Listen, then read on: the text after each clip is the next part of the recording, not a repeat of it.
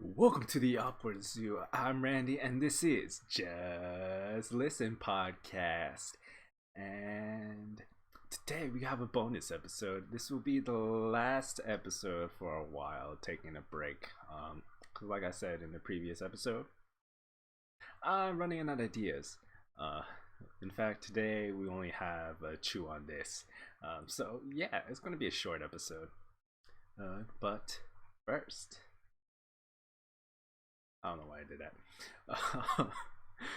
Updates again. Have no clue. Searching for another job. Cause who knows when this place is gonna open. But yeah, so I'm searching for another job. So we'll see what happens.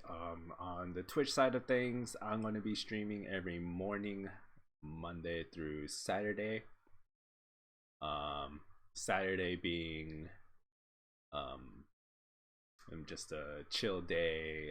Puzzles. I'll be doing puzzles. I'm still working on getting my iPad to work, and then because I have some puzzle games on there as well. But right now I'm playing Picross on Saturdays. Um, Probably as you as this video goes live, I will probably be playing puzzles on Saturdays. So I'm planning on releasing this Saturday. Um, so I'll probably be live when this goes live, uh, depending on how fast I can get it to work. But with that aside, that's pretty much it. I'm going to be streaming mornings for now on until I land the job. And then cooking videos. I'm still working on that. I need money to be making those videos because those ingredients cost money, which we are tight on. So I can't just be buying unnecessary ingredients just to make videos. So please be patient with those. I do have some videos that I've already made that I'll be slowly releasing. You've probably seen one earlier this week, and those will be released generally Wednesdays when I decide to release them. And then once I get a job and start making money, I can start cranking out videos again. But yeah, until then, just sit back, hold tight, and yeah, that's it. Been playing the usual games as always, and yeah, let's head on to chew on this. So today's chew on this, we are talking about food pairings, which is a concept that I'm always interested in about. In particular, drink pairings, pairing drinks with food is what I'm more curious about, and then particularly in my side of things, because I'm a baker, pairing coffee and teas to food is what I'm. If we're gonna get specific, that's the pairings that I'm most interested in. And this came about as I was thinking about Sunday. I had waffles, and then I put peanut butter on it and bananas, and I was thinking about that pairing and bananas and peanut butter. Like, why does that work? Or like how does that work? And it was like, oh, food pairings. I haven't talked about food pairings. And let's do a chew on this episode about it. And so yeah, here we are. And across my research, I found the book Art and Science of Food Pairing, which is quite interesting. It has a bunch of charts in it and stuff. I kind of want it now, but that will have to come when I have money. So I'll buy that later. It is on my list now of books to get. I'm not recommending it because it is data and charts. And so unless you're super interested, there's really no point in getting it because there are resources elsewhere that you can find. You can find charts online, and stuff like that. And speaking of which, the information that I got has come from foodpairing.com, which is an online resource database. I believe it's a it's a European company, but they do have U.S. Pricing and Euro pricing if you're in Europe. Yeah, yeah. There is a limited free pricing, and then it increments from there, increasingly with more stuff that you can do. But basically, the website is you put in an ingredient, and then it will match pairings for you. And then the higher monthly payment you make, subscription payment you make, the more of the database you have access to, basically. But yeah, but then they have this one section article about how food pairings work, and so that's where I pulled this information from. And then a bunch of other articles that I've read reference point back to this website. So it's a very good, apparently, and trusted website, because a lot of articles point back to it. And also a lot of articles talk about this one specific chef, which we'll get into. And so they all the articles basically say the same if it's not charts or data. But I got this. So usually, generally, when that happens, is I just pick the first article that I opened and read, and that Google dropped in front of me, and that is deliciouslyplated.com. It's a blog by Leslie Morrison, and yeah. So, who is this mysterious chef? This is a kind of well-known chef, Heston Blumenthal. I don't know how you spell it. I don't know how to pronounce the last name. But Heston is a pretty famous chef. He has a restaurant which I can't remember and did not write down, that has 3 Michelin stars. And he's kind of known in molecular gastronomy, which is the science of cooking, and cooking more like a scientist, basically.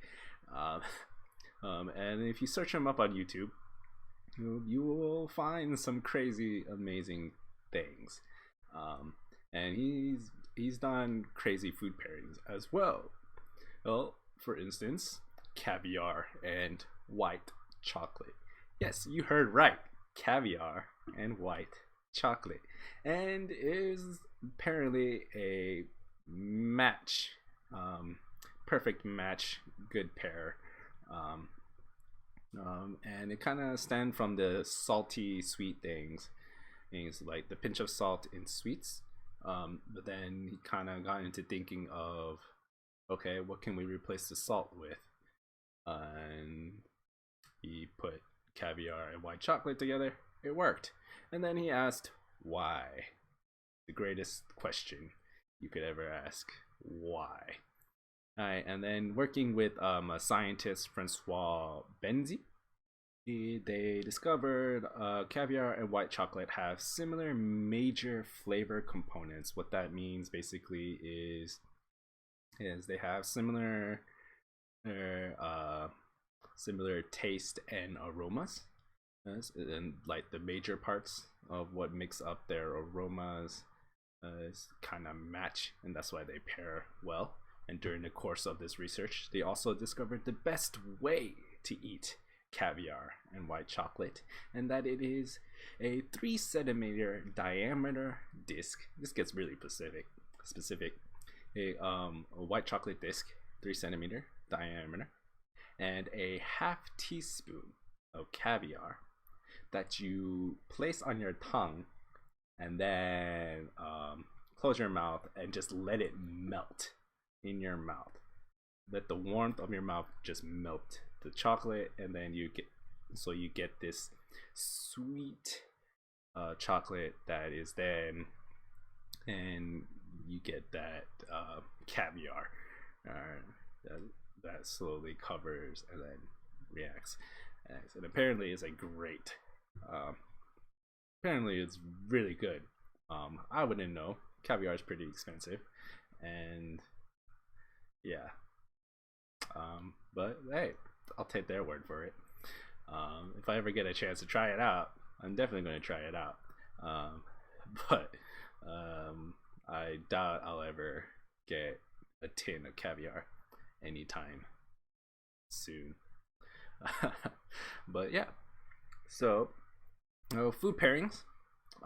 So how it works is that food pairings, basically the major components that make up an ingredient, those match generally.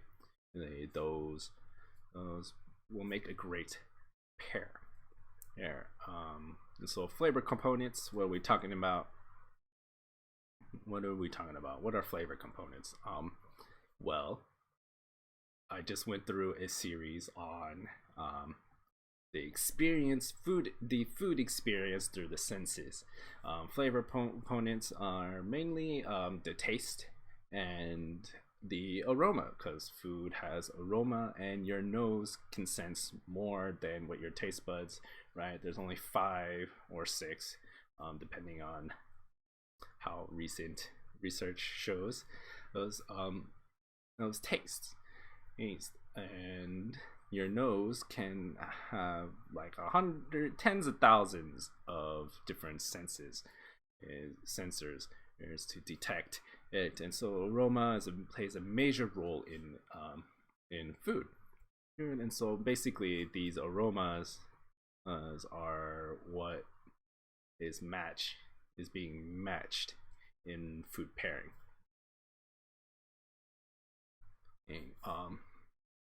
And I should search this up because this gives me a lot more of food-based aromas than searching food aroma. Because like if you search food aroma, it gives you absolutely nothing. But then if you search food pairings, it gives you charts, which are based on the aromas that you get. So that's interesting. Search tidbit there. But then the website foodpairing.com gives 3 main components.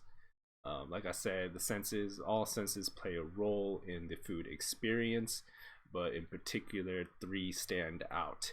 That is taste, obviously, texture, right, and smell, which I just explained is a very important role. When food pairing, and just kind of go overviewing what I said in the senses episodes. In food pairing, texture, you want a variety. You don't want the same texture. You want varying textures. You want opposite textures. So when food pairing, you got to think about opposites in texture. In aromas, according to the charts, you want aromas that match. And so you want similarities. You want things that have similar aromas and match when pairing. And then taste. Taste is a bit different. Whereas textures, you want variety. Aromas, you want similarity. In taste, it is more of a balancing act in taste when pairing. Because sometimes you want variety, sometimes you want similarity. And things can elevate, things can reduce based on the different tastes and what you pair. If you want to specifically note something, right? Sugar and sour, sweet and sour kind of balance each other out. So if something's acidic or sour, you can add sweetness to it, and it will help reduce the sourness. If something's too sweet, add a little bit of acidity, and it will kind of reduce the sweetness. You can find charts. You can find charts for these where it's like taste and stuff of like sweet, sour, bitter, umami, and like other things, and how they kind of balance, reduce, elevate. There's charts for this you can find. But yeah, so that's how that works. And so when food pairings is you, if you want to do, for say like chocolate, particularly dark chocolate, it's a bit bitter, or coffee is bitter, so you pair that with something sweet, right, and it will cut that bitterness. Or something's fatty, you pair it with acidity, and it will cut the fat, right? So stuff like that, pairings like that. Or if you want to elevate something, you can add stuff, right? Right, like sugar, sweetness. If you want to elevate sweetness, you add a little bit of salt, and it helps elevate it. It helps lift it. It helps bring attention to it, which is why so many sweets have that pinch of salt or that little bit of salt in them. And it's to help it elevate that sweetness to the next level, right? And so taste, whereas texture, you want variety. Aromas, you want similarity. When it comes to taste, it's all what you want the outcome to be. You're just playing around with what you want the outcome to be. You want balance, and that could be in variety or similarities. So yeah, that's food pairings. And yeah, like I said, it's going to be a short episode, and so let's wrap things up. So we talked about food pairings. What do you think about caviar and white chocolate? Have you tried it? What do you think? Do you think it's a good pair? But according to science, it is. And I'll have a link to foodpairing.com in the description and on YouTube. So if you want to check it out, you can check it out yourself. So yeah. As always, greatly appreciated it, y'all. It's been a blast. I'll see y'all the next time. I don't know when. It was like I think it was like a year almost from season 1 to season 2. But yeah, I'll see you guys around. Maybe hang out in Twitch. I'll be there. What else? Yeah. This is not ending. The podcast is not ending. It's just taking a break. Doing some more research, planning episodes again. Setting up. And maybe not do it so often next time, because once a week definitely start running out of ideas if you're doing it once a week.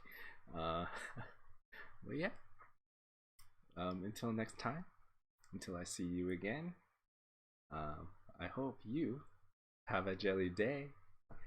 See ya.